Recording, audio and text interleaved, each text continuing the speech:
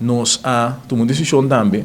para dar a possibilidade na pessoa que está vivendo no nosso país e que no momento que não para motivo de reunificação familiar há uma vergunning com a proibição para trás, que nós temos que ter proibição para trás. Então, pessoa que tem permisso no momento que não casar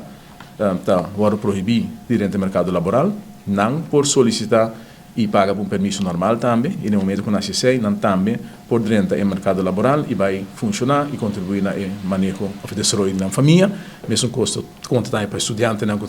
maior de idade que lo porta dentro do mercado laboral, se não trabalha no estudo, não tem para contribuir no bem-estar da família. Também nós criamos a possibilidade, isso aí nós se chama permisso flexível, para a pessoa que já está trabalhando no nosso país e que tem 5 permissos, ou chega 5 permissos, ou está ganhando 5 permissos, mas depois de 5 permissos, vou por solicitar para permisso,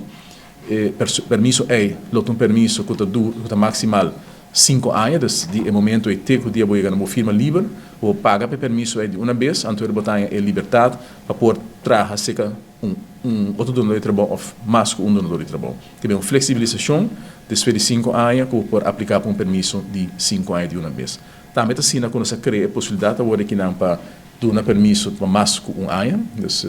e não se espera também que o dono de trabalho não aplicar para essa aqui para entrar a dona, para sobre esse lo assim, claro, a administração mais fácil, de reduzir pressão riba nossa organização e ela dona, me quer trazer também uma segurança mais larga para aplicar de TQ segundo 5 anos.